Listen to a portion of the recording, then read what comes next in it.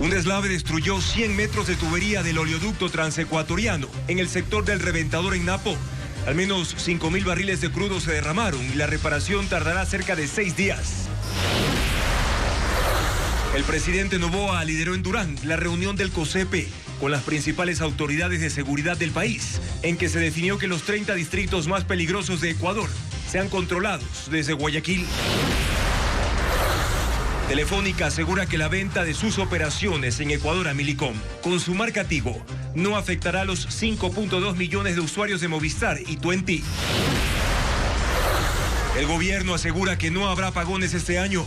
Según la vocera presidencial Carolina Jaramillo, se incrementó la generación en 1.200 megavatios y este año se sumarán 979. La disputa por el control del Estadio Olímpico Atahualpa se alarga porque un juez suspendió la resolución del Consejo Metropolitano de Quito de quitárselo a la concentración de Pichinchá. Ecuador quedó relegado al 7º lugar en Sudamérica en creación de aplicaciones tecnológicas, pero según un informe de Global Startup Link, en aplicaciones financieras sí se destaca. Los productores de verde afirman que 10.000 hectáreas están afectadas por la plaga del moco en 15 provincias del país, causando graves pérdidas. Israel e Irán intercambian una oleada de ataques con misiles. El ejército israelí destruyó las instalaciones de la televisión estatal iraní cuando uno de sus noticieros estaba al aire.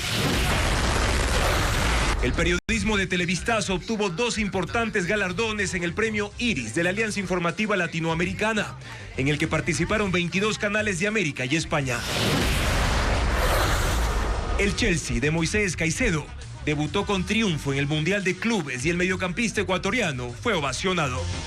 Lunes 16 de junio, amigos, buenas noches. Comenzamos con la información más destacada en este inicio de semana. Bienvenidos. 100 metros de tubería del oleoducto transecuatoriano, el SOTE, se rompieron tras un deslizamiento de tierra ocurrido en el sector El Reventador. Adriana Bermeo recorrió la zona afectada y precisa cuántos barriles de petróleo se derramaron tras esa rotura. Una lluvia intensa que se inició a las 21 horas de este domingo y se extendió durante toda la noche y madrugada provocó el deslizamiento de tierra que arrasó con un tramo de aproximadamente 100 metros del sistema de oleoducto transecuatoriano, que se desplazaron 40 metros por la ladera. Ocurrió a las 7 horas con 24 minutos de este lunes en el kilómetro 86 del SOTE, sector El Reventador, e inmediatamente se paralizó el bombeo de crudo. Una evaluación preliminar de funcionarios de Petroecuador determinó que se derramaron alrededor de 5.000 barriles. Los residuos se esparcieron por la ladera y llegaron hasta el río Coca. Allí se colocaron barreras para que no avance el crudo, mientras se absorbe con una maquinaria especial. El sistema de oleoducto transecuatoriano transporta 300.000 barriles de crudo diarios. Reparar este tramo del SOTE tomará al menos 6 días, pero ese lapso puede variar por el clima. Según Petroecuador, la exportación de petróleo no será afectada porque hay 1.800.000 barriles almacenados. Según la programación operativa, ya se tiene previsto durante ciertos días cuál es la cantidad de buques a los cuales nosotros entregamos por los contratos anteriores que se han adjudicado. 100 funcionarios de Petroecuador, del Cuerpo de Ingenieros del Ejército, de los Ministerios de Transporte y del Ambiente trabajan en la zona del daño. Los ingenieros prevén modificar el trazado para evitar futuros deslaves. El gobierno inició la primera etapa de reapertura del catastro minero cerrado desde hace más de 7 años. Esta fase comenzará con la pequeña minería no metálica y Francisco Garcés describe cómo será el proceso para atraer nuevas inversiones mineras. En los próximos 15 días, el Ministerio de Energía empezará a recibir pedidos de concesión de nuevas áreas para pequeña minería no metálica. Es la que permite explotar materiales para la construcción, el sector del cemento y la cerámica. Así se inicia la primera de 3 etapas de la reapertura del catastro minero, que pasó cerrado 7 años y medio. La ministra de Energía, Inés Manzano, firmó el acuerdo ministerial con el cual ordena a la Agencia de Regulación y Control Minero que abra el sistema para la inscripción de nuevas concesiones. Las empresas deberán acompañar sus propuestas para concesión con un plan de trabajo e inversiones y certificar al menos 2 años de experiencia en la explotación de este tipo de minerales. Anteriormente habían aparecido, y todo eso fue el tema del cierre, Concesiones que de la noche a la mañana aparecían graficadas, pero no tenían ningún sustento documental. Y viceversa, aquellos que habían hecho todo el proceso no estaban sus áreas ahí. Todos esos problemas nosotros ya hemos ido tomando recaudos para evitar que esto salga, que esto vuelva a darse. El catastro tiene asignadas 367 concesiones para pequeña minería no metálica. Esas áreas se mantendrán, pero el gobierno no tiene un estimado de cuántas concesiones adicionales asignará con la reapertura del catastro. La siguiente etapa comenzará el último trimestre del año para pequeña minería metálica y el catastro se abrirá para gran minería el primer trimestre del próximo año. Primera vez sincerar lo que tiene y quién lo tiene y cómo lo tiene. Y si, por ejemplo, no han hecho inversiones en exploración, pasar a la fase directa de explotación, es poner en orden la casa. Es poner en orden nuestros propios recursos naturales no renovables. El gobierno tiene previsto duplicar el número de hectáreas concesionadas para minería. Actualmente son 1,6 millones, menos del 6% del territorio nacional.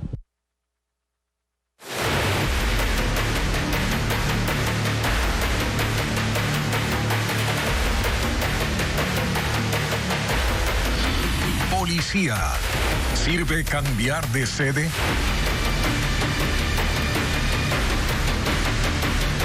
Sí, la tarde de hoy la comandancia de la policía y el Ministerio del Interior se trasladaron a Guayaquil. Desde ahí atacarán a las mafias que operan en los 30 distritos más conflictivos del país. 5 están en la zona 8, conformada por Guayaquil, Durán y San Borondón. Berlín Ochoa con más información de lo que harán. La sesión del Consejo de Seguridad del Estado, COSEPE, inició a las 3 de la tarde y se extendió por casi 2 horas. La reunión de carácter reservado se desarrolló en la Casa Comunal de la Ciudadela Primavera, en Durán, uno de los territorios más golpeados por la criminalidad. Estuvo encabezada por el presidente de la República, Daniel Noboa. Participaron el presidente de la Asamblea Nacional, el fiscal general del Estado, el presidente del Consejo de la Judicatura y las máximas autoridades de la cúpula militar y policial. Con esta actividad y por disposición presidencial, la Comandancia General de la Policía Nacional y el Ministerio del Interior se trasladaron a Guayaquil, luego de la escalada de violencia que sacude a la zona 8, conformada por Guayaquil, Durán y San Borondón. Lo que va a estar aquí es el mando policial, va a estar también por parte de las Fuerzas Armadas, sin embargo, vamos a seguir atendiendo la seguridad de todo el país. Simplemente lo que estamos haciendo es coordinando desde aquí a nivel nacional. El traslado de la comandancia responde a la situación que vive la zona 8. De enero al 14 de junio del 2024, 987 personas fueron asesinadas. En el mismo periodo de este año van 1.683 crímenes, un aumento de 696 casos. Según información obtenida por Ecuavisa, desde Guayaquil se ejercerá control operativo y estratégico sobre los 30 distritos más conflictivos del país. Particular atención tendrá la propia zona 8, donde 5 sectores concentran 7 de cada 10 asesinatos. Nueva Prosperina, Durán, Pascuales, Portete y el sur de Guayaquil. Con esto estamos diciendo que, y lo importante, no solamente los ministros, sino los generales de territorio, como debe ser. No solamente estar en una oficina, sino salir a los diferentes operativos que se estén realizando, no solamente en Guayaquil, sino a nivel nacional. Para esta operación nacional, la policía ha desplegado 2.100 agentes y 1.000 motorizados. La instrucción es clara: desmantelar bandas. Y el gobierno trasladó la sede del Comando Conjunto de las Fuerzas Armadas y de la Policía a Guayaquil con el objetivo de coordinar de manera más efectiva las acciones contra la delincuencia en esa ciudad que concentra 2/3 de las muertes más violentas del Ecuador. Diego Puente con el reporte. Guayaquil es el nuevo centro administrativo, estratégico y operativo de la Policía Nacional y de las Fuerzas Armadas con el traslado de sus comandancias. El presidente Daniel Noboa tomó la medida buscando una mayor coordinación para frenar el aumento de muertes violentas y de actividades delictivas en la zona 8. Guayaquil, Durán y San Borondón suman 2/3 de los asesinatos en el país. La comandancia y el presidente, la presidencia ha informado cuáles son las razones: mejorar las acciones antidelincuenciales en la costa, planificación de estrategias y operaciones de seguridad y una respuesta más eficiente en Guayaquil. Eso es básicamente los parámetros que ha hecho que la comandancia se mueva temporalmente. El excomandante de la policía, Fausto Salinas, dijo que el cambio de sede sí impacta en la disminución de las muertes violentas y dio 3 razones. La primera es técnica. Los comandantes conocen directamente los problemas de falta de recursos humanos y logísticos y ordenan de inmediato el traslado de personal. La segunda es táctica. Con el traslado llevan equipos de inteligencia y de análisis de datos para enfocarse en las zonas consideradas calientes. Y la tercera es anímica, al estar cerca físicamente de uniformados desgastados por los constantes operativos. Una cuarta razón es política. Desde el Ministerio del Interior se dijo que expondrán a jueces y fiscales que liberan a sospechosos, que a pesar de las pruebas o de su peligrosidad, reciben medidas sustitutivas a la prisión preventiva. Si tuvieron la valentía de dejar en libertad a un delincuente, a un extorsionador, a un asesino, pues no le veo el inconveniente que den la cara y que diga quiénes son. Yo les voy a hacer ese favor. El último cambio de las sedes del Comando Conjunto de las Fuerzas Armadas y de la Policía se dio el 3 de junio del 2024 a Manta. Sí se redujo el número de muertos, pero sigue siendo uno de los cantones con más muertes violentas, con 133 asesinatos en lo que va del año. La táctica de estar presentes en los operativos la ensayó el gobierno con ministros del Interior y de Defensa, liderando operativos, pero no impactó en la disminución de las muertes violentas. El gobierno garantiza que no habrá apagones en el transcurso de este año. Según el régimen, los planes para recuperar plantas generadoras, así como la compra y alquiler de generadores, va a permitir sortear la sequía sin necesidad de racionamientos. El anuncio lo hizo la vocera gubernamental Carolina Jaramillo. Francisco Garcés nos cuenta más precisiones sobre este compromiso presidencial. El gobierno garantiza que este año no habrá apagones. Lo dijo la vocera gubernamental Carolina Jaramillo en su habitual rueda de prensa de cada lunes. En su suma, el gobierno incorpora al sistema 696,7 megavatios con plantas generadoras termoeléctricas que estaban fuera de servicio. Otros 204 megavatios hidroeléctricos provenientes de Toachi Pilatón, cuya construcción terminó a inicios de año, y 300 megavatios generados con equipos alquilados, las barcazas. El gobierno cuenta con que este año estén disponibles 979,5 megavatios de nueva generación, aunque la vocera no detalló los proyectos que están en marcha. Sin embargo, aseguró que la energía disponible será suficiente para superar el déficit del Ecuador. Y esa gran conclusión es descartar la posibilidad de que existan apagones en el Ecuador, incluso en los momentos del estiaje en los próximos meses. Carolina Jaramillo explicó que el plan del gobierno es a largo plazo. Incluye otros 403 megavatios para el 2026 y 600 megavatios en el 2027. La vocera mostró cifras del estado actual del embalse de Mazar, que se encuentra al 99% de su capacidad, 20% más de lo que se encontraba a la misma fecha el año pasado. Y descartó que declarar fallidos los 2 contratos con Progen para instalar 150 megavatios altere los planes gubernamentales, porque eso representa el 3% de la energía disponible. Esos proyectos pasarán a manos de SELEC. SELEC tiene toda la capacidad de terminarlos con sus propias capacidades. Tienen un avance considerable y hoy la empresa SELEC EP tiene la capacidad de terminar de montar esas centrales de producción. Jaramillo dio a conocer que el SRI implementará un sistema de fiscalización masivo a la compra y venta de acciones de empresas privadas. Según el gobierno, 6,000 contribuyentes no han declarado sus ingresos por este concepto y han evadido el pago de $50 millones en impuestos.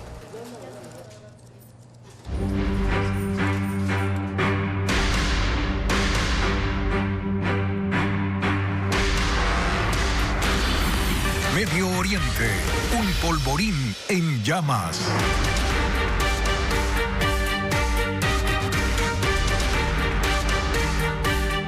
Israel e Irán amplían los objetivos de sus ataques en nuevos bombardeos. Las fuerzas de defensa destruyeron parte de las instalaciones de la televisión estatal iraní cuando uno de sus noticieros estaba al aire y han advertido que parte de Teherán, la capital, debe ser evacuada. Pedro Jiménez actualiza la información.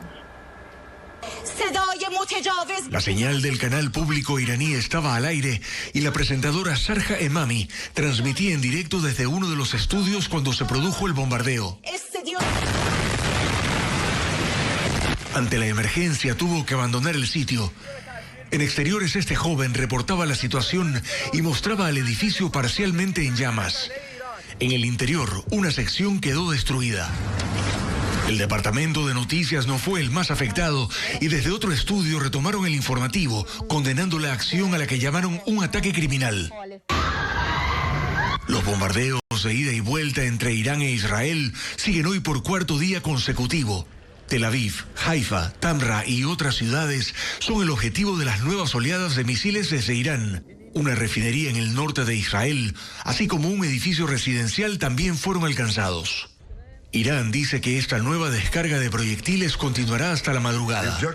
El primer ministro de Israel, Benjamín Netanyahu, dice en cambio que se encaminan a una victoria completa en una operación que hasta ahora ha golpeado 3 instalaciones nucleares y ha dado de baja a importantes figuras militares, así como a científicos involucrados en el desarrollo de las capacidades atómicas de la República Islámica de Irán. Nos enfrentamos a una gran amenaza y la estamos eliminando. Israel controla ahora el espacio aéreo iraní, dice Netanyahu. Asegura que Israel ha destruido 120 lanzaderas de misiles que equivalen a 1/3 de la capacidad de Irán. Este nuevo frente de guerra en Medio Oriente deja hasta ahora 224 muertos en Irán. Israel reconoce en cambio 24 fallecidos en su territorio, así como centenares de heridos. Así también, tanto Irán como Israel miden sus capacidades militares desde hace 4 días, cuando iniciaron los ataques aéreos. Ambas fuerzas militares están equipadas con misiles de corto, mediano y largo alcance, proyectiles de última generación y armamento nuclear. Pero, ¿quién tiene la ventaja en este conflicto? Veamos a continuación el reportaje.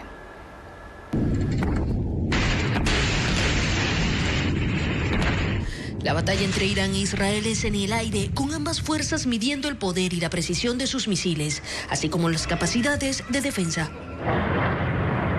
La información de ambos ejércitos en su mayoría es secreta, pero el Instituto Internacional de Estudios Estratégicos y el Instituto Internacional de Investigación para la Paz de Estocolmo arrojan algunos datos. La República Islámica de Irán tiene un territorio de 1.2 millones de kilómetros cuadrados, una población de 85 millones de habitantes y su presupuesto militar es de $5.000 millones. Su fuerte es la producción de drones kamikaze y los misiles balísticos de corto, mediano y largo alcance. También tiene un importante arsenal ruso, superando los 4.000 misiles.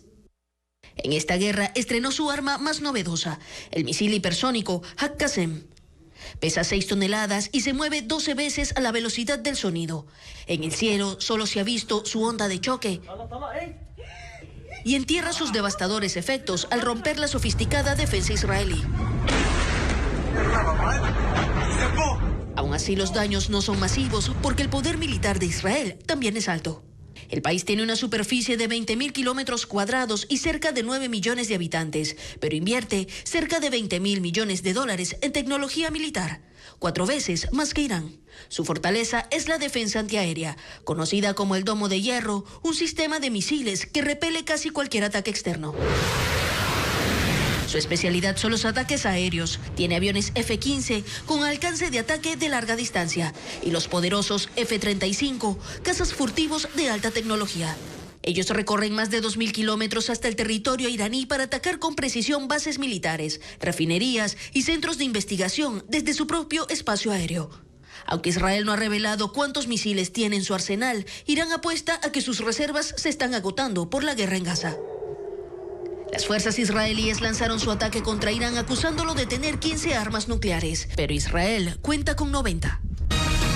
Telefónica, actual accionista mayoritaria de Otesel, aseguró que los planes y la cobertura se van a mantener para sus clientes de Movistar y Tuenti. Sin embargo, Diego Puente informa que hay preocupación entre los abonados tras el anuncio de la venta de sus acciones a la empresa Millicom. Veamos.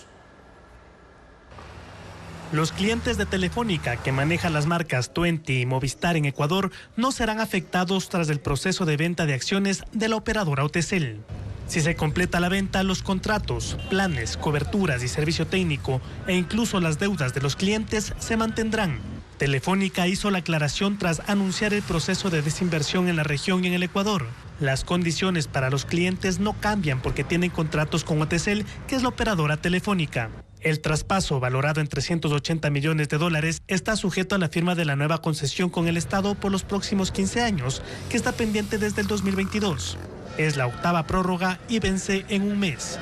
En caso de que se firme la concesión, el cambio de las marcas comerciales no será inmediato. Telefónica puso de ejemplo a Colombia, donde sigue operando Movistar, a pesar de haber anunciado hace un año que Tigo iba a continuar con sus operaciones. La venta en Ecuador también depende de que las empresas obtengan las autorizaciones de los organismos reguladores. Ellas deben informar de la transacción a la Superintendencia de Compañías y a la Agencia de Regulación de las Telecomunicaciones. Telefónica controla el 28% del mercado de telefonía celular en Ecuador, con 5.2 millones de clientes, 90 centros de atención y tiendas, y tiene 970 trabajadores. La plaga del moco es una de las causas del incremento en el precio del plátano verde que afecta a la producción local. Aunque Agrocalidad registra cerca de 500 hectáreas comprometidas, los productores advierten que la bacteria se expande sin control y que su impacto real superaría las 10.000 hectáreas. Veamos.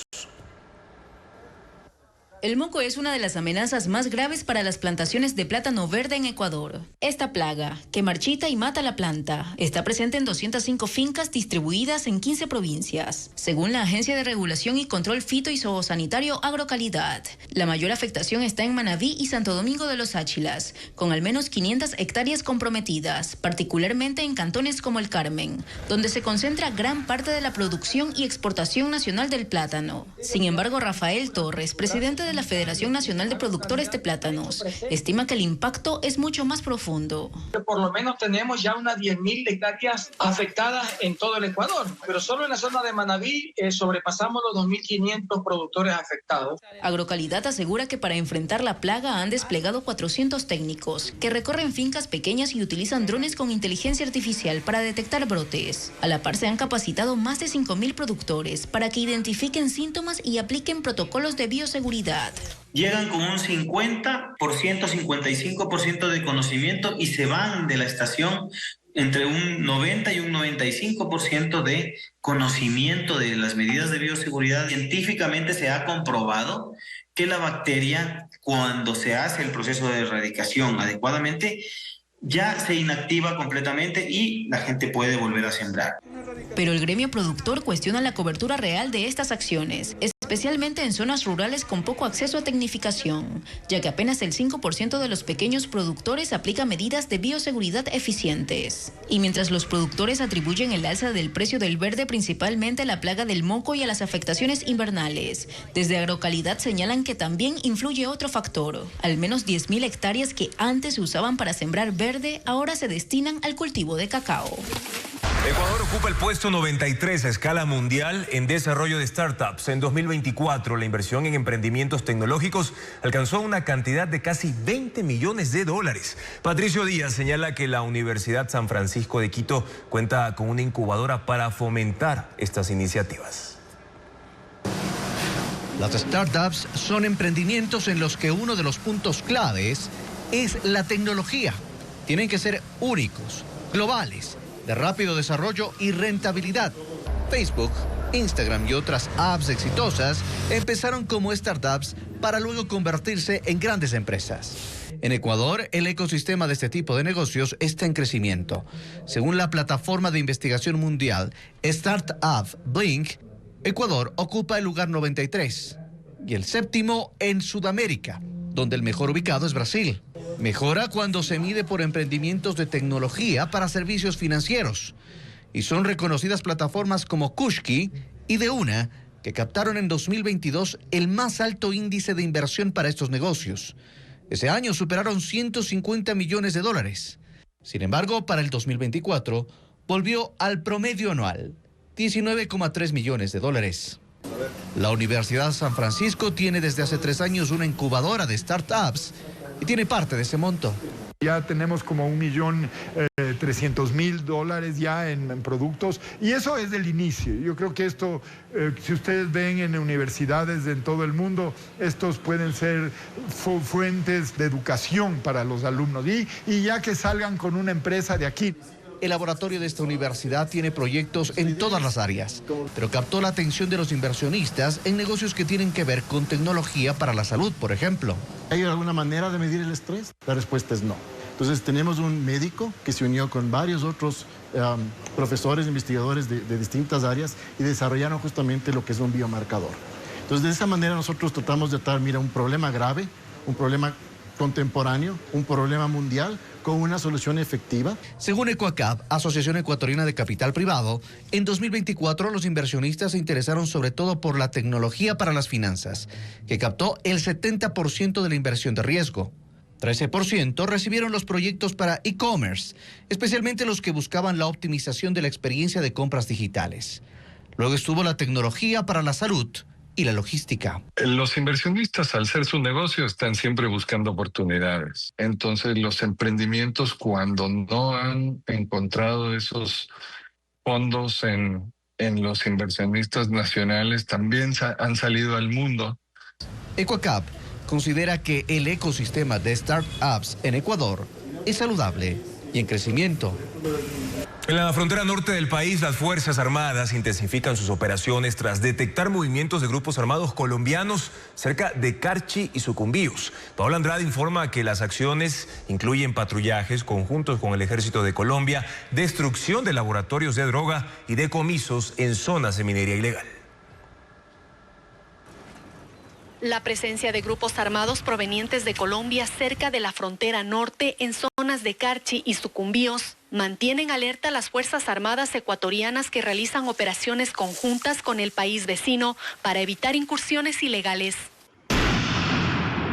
La intervención más reciente fue la destrucción de este laboratorio de procesamiento de droga por parte del ejército colombiano a 1,5 kilómetros del límite político con Ecuador. Mientras esto ocurría, tropas de la Brigada 31 Andes y del Batallón Mayor Galo Molina se desplegaron en el lado ecuatoriano para evitar que los miembros de esos grupos armados intentaran cruzar la frontera. Según el ejército, durante el operativo, los encargados de custodiar el complejo abrieron fuego contra los militares colombianos y luego huyeron. En el lugar se encontraron 2 campamentos con capacidad para 80 personas.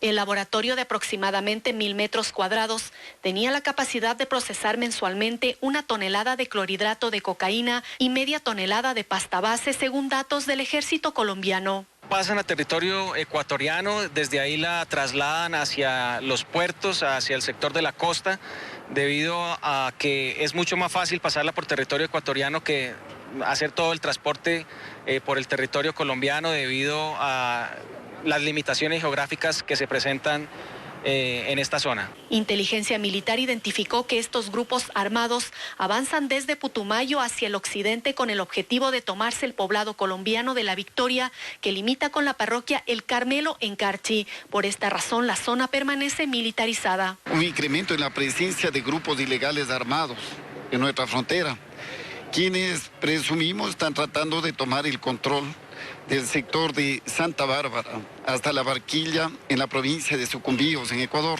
En paralelo, en el noroccidente de Carchi hubo operativos contra la minería ilegal. Según las Fuerzas Armadas, en el sector El Pablo, parroquia El Chical, militares destruyeron 10 generadores eléctricos, explosivos, 100 de sacos de material aurífero y herramientas utilizadas para la extracción y procesamiento de oro. Un agente de tránsito fue asesinado durante un operativo de control en Machá, la provincia del Oro. Además, un muerto y un herido en Guayaquil tras un ataque armado a 4 personas en Pascuales. Más información de estos hechos violentos con Fabricio Lapo. La policía detuvo a 3 personas vinculadas al asesinato del agente de tránsito Wilmer León Tenecota, ocurrido este domingo durante un operativo de control en Machala. Todo comenzó cuando 2 agentes persiguieron a los ocupantes de una camioneta que, según testigos, había chocado contra otro vehículo al salir de un concierto gratuito. La persecución terminó en la ciudadela Las Palmeras, donde 2 hombres y 2 mujeres agredieron a los uniformados para impedir la detención del conductor. Ante la situación, 4 vigilantes acudieron como refuerzos. En medio de la confrontación, uno de los ocupantes del vehículo sacó un arma y disparó contra los agentes. Wilmer León, quien tenía 5 años de servicio y había llegado como refuerzo, recibió impactos en el tórax y la cabeza y murió horas después en el hospital. Su compañero Diego Cárdenas resultó herido en la cadera y la pierna. La policía busca al autor de los disparos, quien huyó del sitio tras el ataque. ataque. En la escena del crimen se encontraron 11 restos de bala calibre 9 milímetros. Anoche en Guayaquil, 4 hombres de una misma familia fueron interceptados y atacados a tiros mientras se dirigían a visitar a un pariente en el bloque 2 de Bastión Popular, Distrito Pascuales. Los atacantes cerraron el paso al auto en el que se movilizaban las víctimas y abrieron fuego en múltiples ocasiones. Uno de los ocupantes murió en el lugar, otro resultó gravemente herido y fue trasladado de urgencia a un hospital.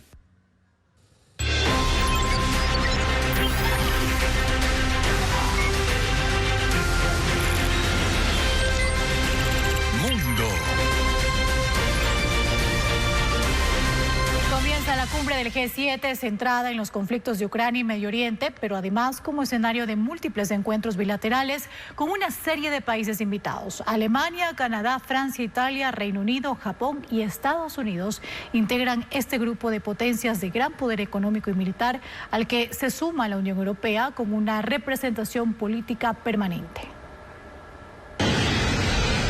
Desde los desafíos económicos a la migración y las guerras, son temas de la agenda de los líderes del G7 que comienza hoy en Canadá. Una cumbre que se desarrolla en la localidad de Kananaskis, en las afueras de Calgary. Un encuentro que no es ajeno a las asperezas entre Donald Trump y el anfitrión Mark Carney por los aranceles y por las pretensiones de Trump de convertir a Canadá en el estado número 51.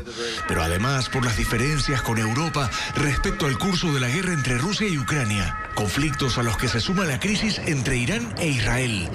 Van 4 días de enfrentamientos y ataques con misiles en una guerra desatada por el programa nuclear iraní y la amenaza que representa para Israel. Yo diría que Irán no está ganando esta guerra. Deberían negociar y deberían hacerlo de inmediato antes de que sea demasiado tarde, dijo hoy el presidente de Estados Unidos, Donald Trump. La presidenta de la Comisión Europea, Ursula von der Leyen, advierte que Irán es la principal fuente de inestabilidad en la región de Medio Oriente, que nunca deberá poseer un arma nuclear y que una solución diplomática sigue siendo la mejor opción a largo plazo para abordar las preocupaciones sobre el programa nuclear iraní.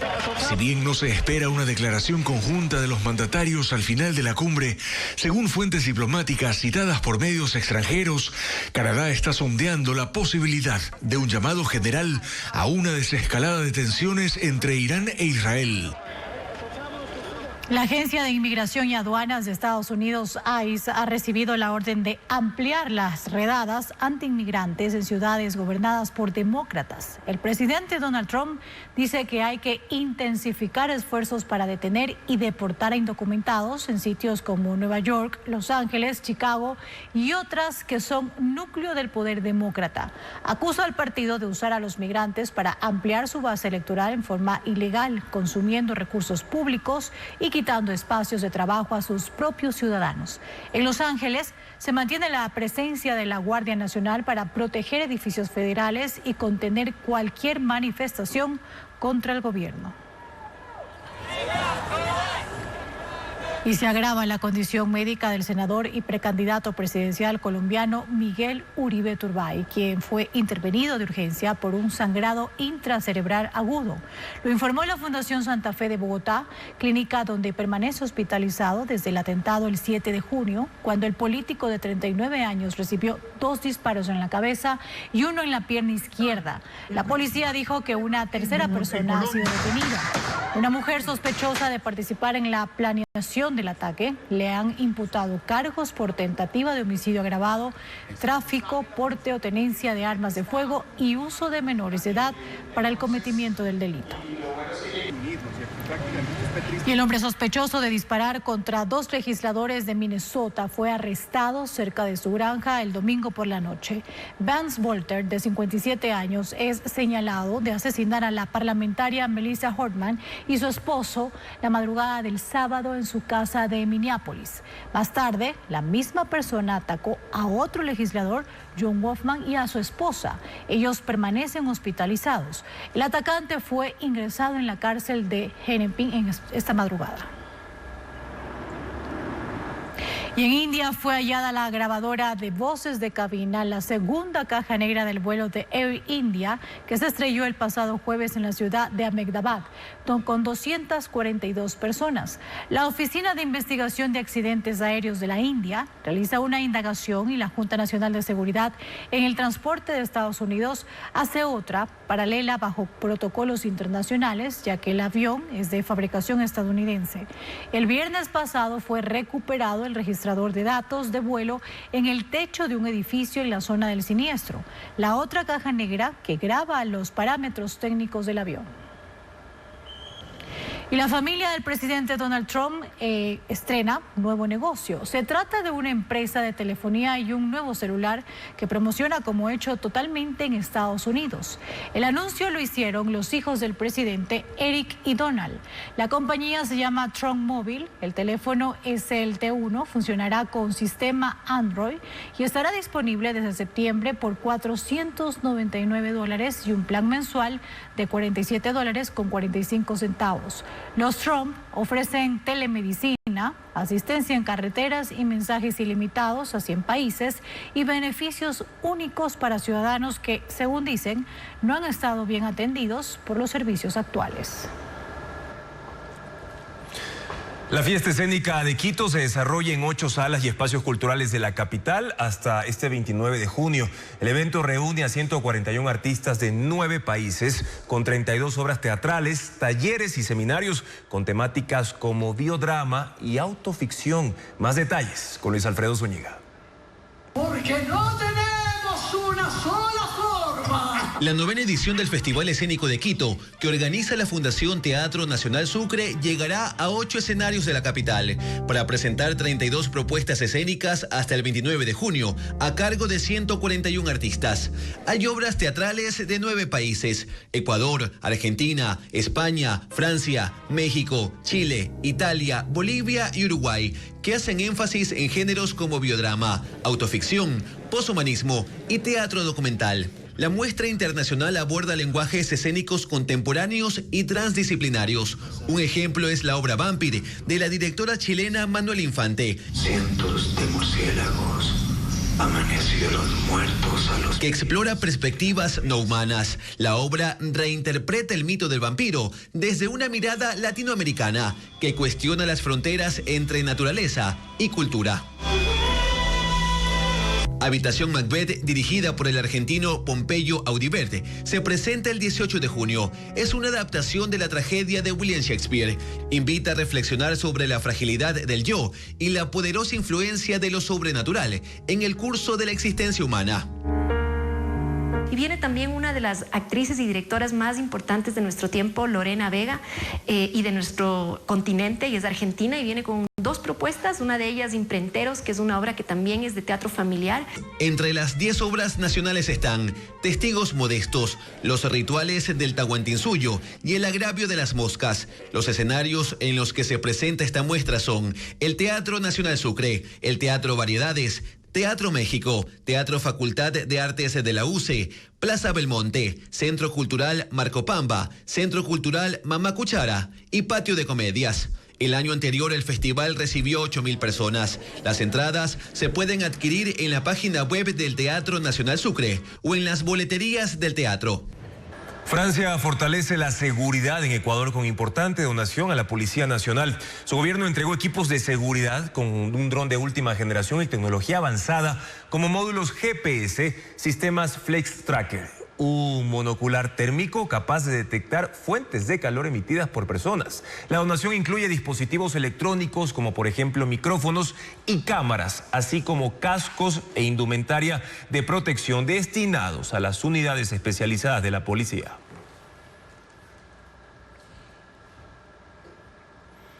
La pericia solicitada por Augusto Verdugo en el caso Ligados concluye que no hubo espionaje ilegal a sus teléfonos. También desmiente la tesis de que vulneraron la seguridad de los dispositivos o instalaron programas para extraer su información. Más detalles con Jacqueline Rodas. Una de las tesis de Augusto Verduga para tratar de explicar la información encontrada en sus teléfonos es que se obtuvo mediante espionaje ilegal. El secretario de la Revolución Ciudadana, Andrés Arauz, también procesado en el caso Ligados, dijo lo mismo en su versión rendida ante la Fiscalía el pasado 30 de mayo. Él sospecha que los audios son producto de espionaje político extrajudicial y señaló como responsables a la Fiscalía o al gobierno de Daniel Noboa. Para comprobarlo, Verduga pidió que se reabran los 2 equipos que le incautaron y que se realice una pericia forense integral para detectar si instalaron software maliciosos como spyware o troyanos para extraer ilegalmente su información. La pericia se hizo y no encontraron nada. Durante 3 días, en una audiencia privada con los abogados de los implicados, los peritos expusieron los resultados. Augusto Verduga también solicitó que se someta sus teléfonos a un análisis técnico para detectar conexiones inusuales y si hubo accesos remotos no autorizados, filtración de datos, intentos de intrusión u otros indicios de vulneración. El resultado tampoco fue favorable a su tesis. Los peritos concluyeron que no existe ni existió vulneración de las seguridades de los dispositivos. No existen registros de programas instalados o aplicaciones que puedan realizar una extracción no autorizada de información o que permitan realizar una conexión no autorizada. Además del supuesto espionaje, Verduga sostiene que le implantaron pruebas y que sus teléfonos estuvieron en manos del gobierno. Él está prófugo en México, donde le otorgaron refugio. Y mañana empieza el juicio en contra de Jorge Glass por el caso Reconstrucción de Manabí. Previo a la diligencia, la Fiscalía cumplió con enviar al tribunal el informe psiquiátrico de Glass. Según la perito que lo examinó, tiene un trastorno depresivo grave sin síntomas psicóticos que puede mejorar con tratamiento y no le afecta la conciencia ni la inteligencia. La enfermedad mental sí provoca disminución en su voluntad para las actividades cotidianas, concluye ese informe. Glass pidió que no lo trasladen a Quito para el juicio, pero el tribunal rechazó esa solicitud. 2 organizaciones ciudadanas analizan presentar una demanda ante la Corte Constitucional contra la ley de inteligencia. Para ellos, abre la puerta al uso político del aparato de inteligencia del Estado y debilita los principios democráticos. Diego Cuenca informa que constitucionalistas aseguran que el contenido de la norma da para ser declarada inconstitucional de manera parcial. La ley de inteligencia, que está vigente desde el miércoles pasado, despierta cuestionamientos por la inconstitucionalidad de su contenido, según organizaciones ciudadanas. Todo empieza por la disposición general que señala que toda persona tiene la obligación de entregar al Sistema Nacional de Inteligencia información que sea de interés para la seguridad del Estado, pero no especifica qué se considerará información de interés para el Estado. Para Fundamedios, que monitorea y analiza la situación de la libertad de prensa en Ecuador, la norma no excluye a los periodistas o medios de comunicación, y eso contradice al artículo 20 de la Constitución, que garantiza la cláusula de conciencia a toda persona, el secreto profesional y la reserva de la fuente, a quienes informen, emitan sus opiniones a través de los medios u otras formas de comunicación, o laboren en cualquier actividad de comunicación. Un periodista que esté investigando los posibles actos de corrupción del poder político, que esté vigilando los actos del poder político, podría estar sometido a la intervención de sus comunicaciones. Por eso analizan realizar una demanda ante la Corte Constitucional. Se suma la Fundación Ciudadanía y Desarrollo, que cuestiona la obligación de entregar información sin orden judicial, pues a su criterio contraría el artículo 92 de la Constitución, que señala que toda persona tendrá derecho a conocer el uso que se haga de ellos, su finalidad, el origen y destino de información personal. Cuando, sin intermediación de autoridad judicial, la cuestión de los servicios de inteligencia puede solicitar a las empresas de operación telefónica en el país ciertos datos que se consideran muy personales de los ciudadanos y que, bajo la protección establecida en la Constitución, deberían estar resguardados. Por estas discrecionalidades, el constitucionalista Salim Saidán asegura que con el reglamento que está pendiente no puede corregir lo que está mal. Lo más viable es que la Corte atienda una demanda y declare la inconstitucionalidad parcial de la ley. Creo que hay vicios de inconstitucionalidad de fondo en la ley aprobada por parte de la Asamblea, la Corte Constitucional podría declarar inconstitucionales algunos de los artículos. Para ambas organizaciones, el contenido de la norma abre la puerta al uso político del aparato de inteligencia del Estado y debilita los principios democráticos. Los legisladores incorporaron más de 30 páginas con reformas a la propuesta original de Ley de Integridad Pública. Incluyeron, por ejemplo, el apoyo de la inteligencia artificial a la contratación y la evaluación permanente de servidores públicos para ascensos o también desvinculaciones. Patricio Díaz tiene otros detalles del texto. El informe para primer debate del proyecto de ley de integridad pública amplió los cambios sugeridos por el presidente. Por ejemplo, que el CERCOP tenga apoyo de inteligencia artificial para administrar el portal de contratación pública bajo el concepto de datos abiertos. Y le dispone publicar periódicamente estadísticas e información que sea de acceso para la ciudadanía. El CERCOP deberá crear una tienda virtual para que las entidades puedan hacer adquisiciones en forma directa. La propuesta dispone dar prioridad a la producción nacional y a la participación de las micro, pequeña, mediana empresa y economía popular y solidaria. Incluye como causal para suspender a las empresas del registro único de proveedores, mantener obligaciones pendientes con el SRI y el IES, entre otras instituciones. Los cambios también van a la ley del servicio público. Dispone, por ejemplo, a los funcionarios del Estado someterse a pruebas de confianza, que pueden ser desde psicológicas hasta el polígrafo. Los funcionarios serán sometidos a evaluaciones permanentes que serán utilizadas para ascensos y promociones, pero también como base para procesos de desvinculación por bajo desempeño. La estabilidad igualmente estará condicionada a resultados mediante procesos de evaluación y con incentivos económicos. Se elimina el artículo que habla de la estabilidad que permite a un servidor público pasar a otro cargo si se suprime su puesto. En el proyecto de ley también se elimina el informe previo de la Contraloría como requisito para la publicación de los procesos de contratación pública. Y en el caso de la Ley de Seguridad Social, elimina la contratación directa con los fabricantes de insumos médicos, fármacos y material quirúrgico. Luego del primer debate, la comisión encargada decidirá si mantiene o no estos cambios y si agrega otros. El Pleno de la Asamblea Nacional comenzó a debatir el proyecto de ley de integridad pública precisamente. Entre los temas que se contemplan está también juzgar como adultos a los menores que cometan delitos graves. María Cecilia Largacha con un informe. Era el punto principal del orden del día. El proyecto de ley de integridad nacional que fue remitido por el presidente Daniel Noboa como económico urgente y que plantea cambios en varios ámbitos, en el sistema de contratación pública, en las sanciones para jueces y fiscales, en la forma de juzgar a los menores de edad. A algunos legisladores les preocupa que el proyecto no cumpla con la unidad de materia, es decir, con la obligatoriedad de que un proyecto de ley trate sobre un solo tema principal. No se puede, bajo el pretexto de urgencia económica, legislar simultáneamente sobre contratación pública, régimen penal de adolescentes infractores, reforma administrativa y expropiaciones.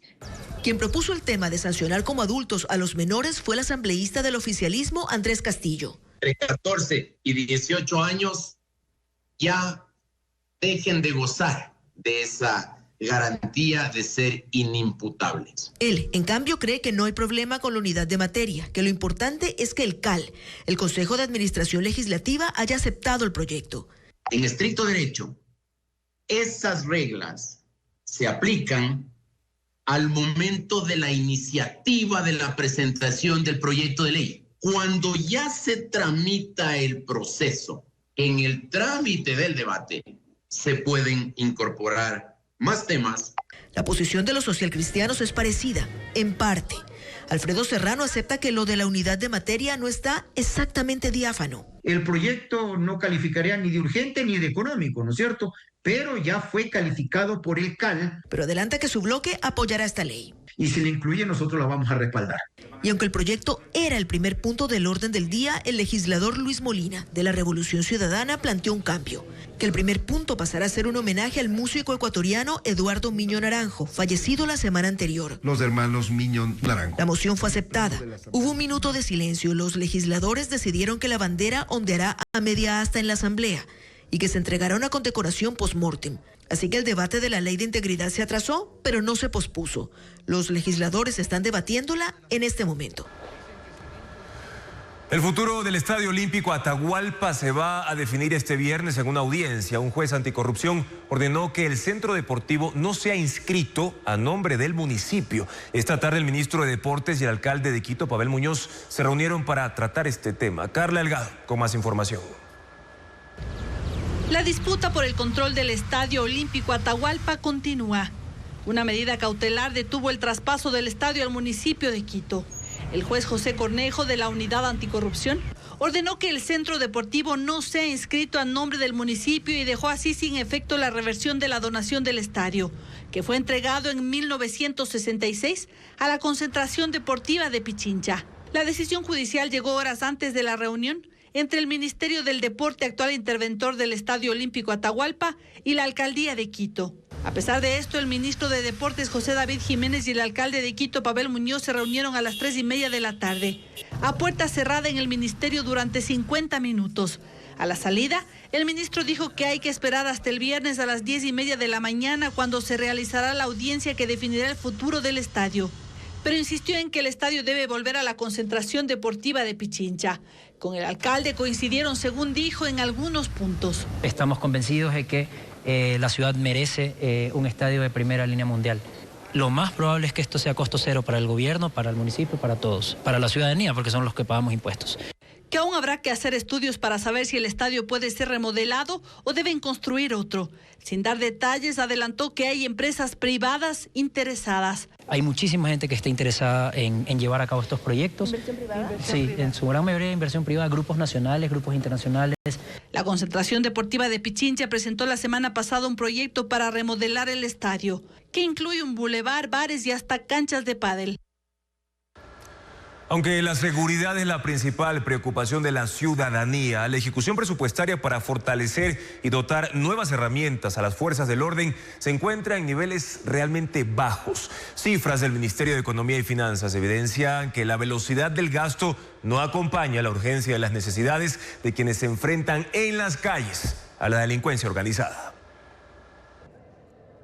Transcurridos los 5 primeros meses del año, el Plan Anual de Inversiones registra una baja ejecución. Y aunque ello es un aspecto que se suele ajustar a medida que transcurre el periodo, llama la atención que en materia de seguridad los recursos no fluyan a la velocidad que la crisis demanda.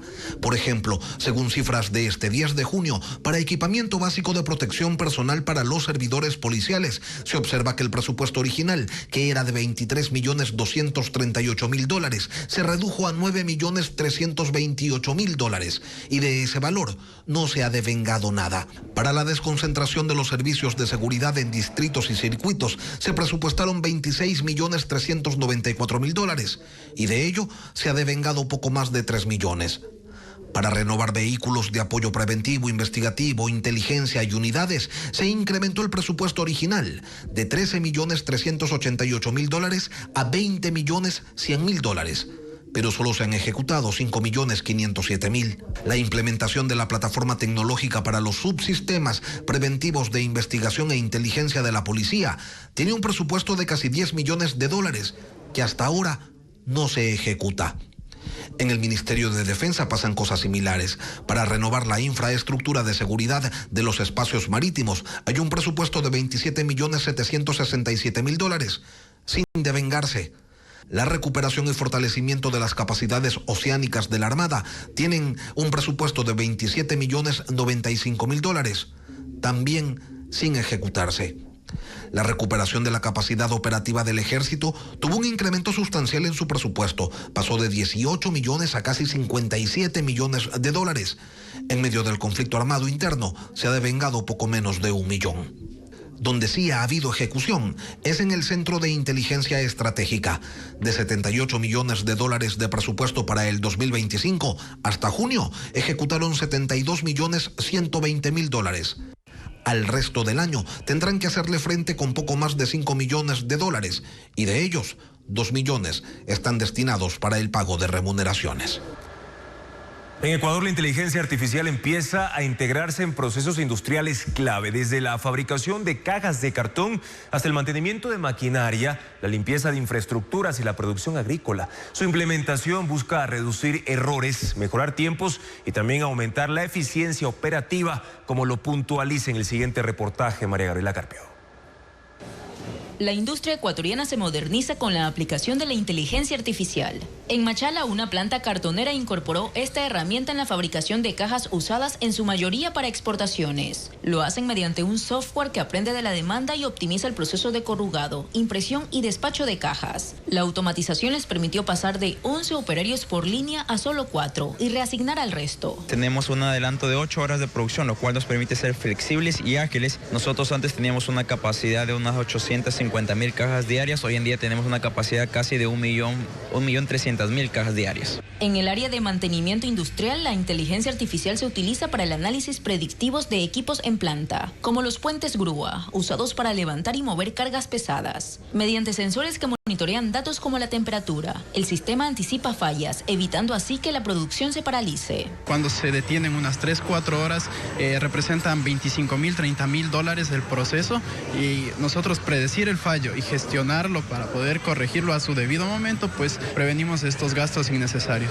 El uso de drones en tareas industriales también ha incorporado esta herramienta para optimizar la limpieza de paneles solares. Por ejemplo, en una planta de 3.500 metros cuadrados, las imágenes aéreas detectaron una pérdida mensual de hasta $15.000 por acumulación de polvo. Ellos detectan la cantidad de sucio o debris o polución que tienen los paneles solares, y a través de un análisis fotogramétrico con la inteligencia artificial es capaz de decirnos cuántos metros cuadrados está sucio, cuánto representa esto en kilowatt horas de pérdida y cuánto está dejando de ganar la empresa en ahorro en dólares. También hay empresas ecuatorianas que desarrollan soluciones de inteligencia artificial para otros sectores productivos como la floricultura. Artil Robotics diseñó un sistema de visión artificial que ya funciona en florícolas de Ambato y La Tacunga. Es una cámara móvil que automatiza el conteo de rosas, lo que les ha permitido aumentar las exportaciones hasta en un 20%. Lo que nos da una información más precisa de en cuánto tiempo se va a desarrollar la flor, en cuánto tiempo se puede cultivar la flor, si es que hay alguna plaga, si es que no. Todo esto podemos analizar mediante imágenes. 8 de cada 10 empresas han incorporado algún nivel de automatización en planta, de acuerdo a la Cámara de Industrias, especialmente en los sectores de alimento, bebida, farmacéutico y plástico. Un tiranosaurio que vivió millones de años antes que el tiranosaurio Rex fue descubierto en el desierto de Gobi, en Asia.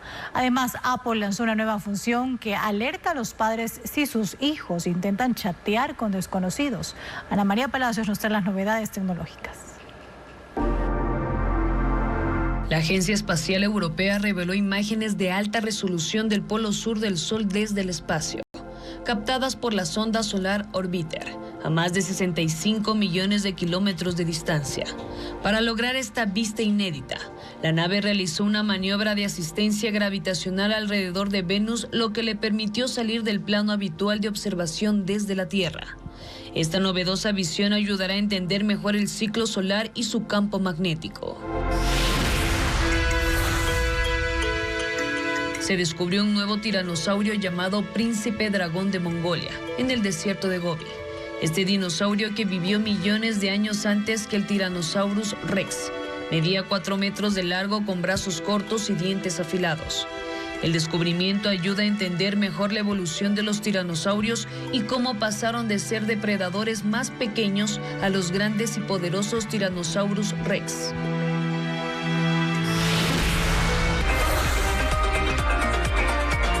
Apple anunció una nueva función que avisa a los padres si su hijo quiere chatear con un desconocido. Si el menor intenta enviar un mensaje a un número que no está guardado en sus contactos, el sistema le pedirá que pida permiso primero. Esa solicitud llegará al teléfono del padre o la madre como una notificación y podrán decidir si aceptan o no. De esta manera, los padres controlarán con quién hablan los niños y adolescentes. Una obra teatral que aborda la polarización en la sociedad y en la política, y una presentación de danza que resalta la importancia de los grupos originarios de América. Bueno, estos eventos son parte de la agenda cultural de la semana. Luis Alfredo Zúñiga tiene la información de estos y también más actividades que se darán. Que prometiste? Nada, yo no he hecho nada. Una sátira intensa y provocadora se presentó en el estudio Pulsen en Guayaquil. Dos poderosos políticos, uno de izquierda y otro de derecha, se reúnen a 2 días de las elecciones para definir quién va a ser el presidente del país. 51-49. No, es muy justo. Eso te da chance al reconteo. La obra Game, dirigida por David Castro y protagonizada por Santiago Carpio y Jocelyn Gallardo, muestra la polarización de la sociedad frente a los movimientos políticos. Se presentará de jueves a domingo durante todo el mes de junio.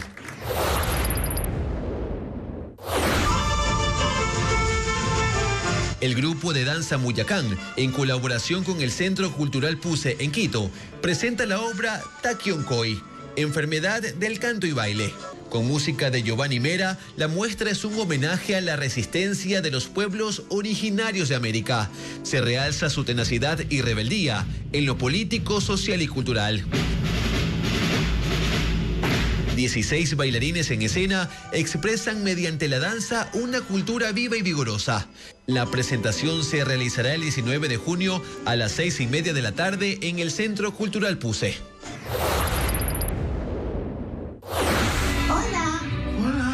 ¡Soy la botella! En el Centro Cultural Casa Toledo se presenta la obra Salvando al Mundo Verde. Los actores Santiago Naranjo, Manolo Morales y Valentina Pacheco muestran en esta obra dirigida a la familia cómo 2 hermanos encuentran un mundo lleno de frondosa naturaleza. Sin embargo, mientras uno de ellos lo protege, el otro lo desgasta.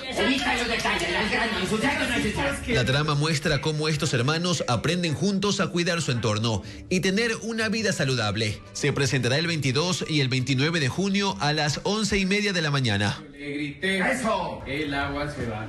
Ecuavisa obtuvo 2 reconocimientos en los premios Iris América 2025 por la serie Durán, El Espejo del País y la cobertura en vivo de los incendios forestales en Quito. Ambos trabajos compitieron entre más de 20 canales de televisión latinoamericanos. Carla Delgado con los detalles de la gala. De hectáreas de vegetación en todo Ecuador.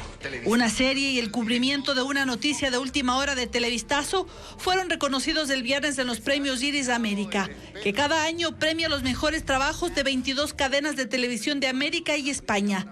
Los entrega la Alianza Informativa Latinoamericana y la Academia de Televisión de España. Incendios forestales en Quito, Ecuavisa, Ecuador. El jurado premió la cobertura que hizo Ecuavisa de los incendios forestales en Quito. El 24 de septiembre, Televistazo mostró en vivo con equipos desplegados lo que estaba pasando en las zonas donde ocurrieron los incendios forestales. Una tragedia ecológica que acabó con más de 1.800 hectáreas de bosque y llevó a la alcaldía a declarar la ciudad en emergencia. Porque crece el fuego por esta zona, se espera que poco a más lleguen tanqueros, llegó también un tanquero, se está atendiendo a gente. Durán, El Espejo del País, Ecuavisa, Ecuador. Televistazo se llevó además la mención de honor por la serie Durán, El Espejo del País, en la categoría de Mejor Trabajo de Investigación. En 5 entregas, Ecuavisa hizo una radiografía de Durán, los factores que lo convirtieron en la ciudad más peligrosa de Ecuador, la extrema pobreza de sus habitantes, el tráfico del agua, la prostitución, la violencia intrafamiliar, la extorsión y expropiación de tierras y viviendas por parte de grupos mafiosos. Tocaron la puerta de mi casa y lo primero que dijeron que tenían 24 horas para irse. Una serie que tomó alrededor de un mes en intensas jornadas de reportería para obtener imágenes y testimonios en una zona de alta peligrosidad. El formato y manejo de imagen también fue tomado en cuenta por el jurado. La ceremonia se llevó a cabo en Lima durante el 17º Congreso de la Alianza Informativa Latinoamericana, que a su vez cumplió 20 años de fundada.